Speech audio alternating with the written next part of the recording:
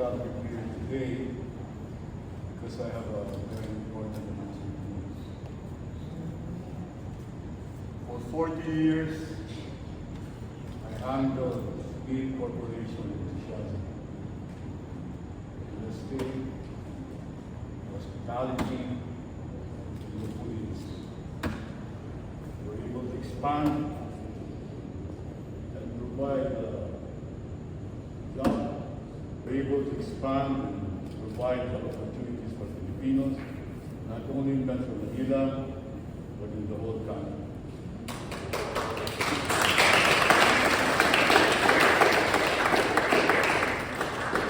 With that being said, I'm ready for retirement age. What I want to do now is relax, focus more on my remaining days. After years of searching and grooming my successor,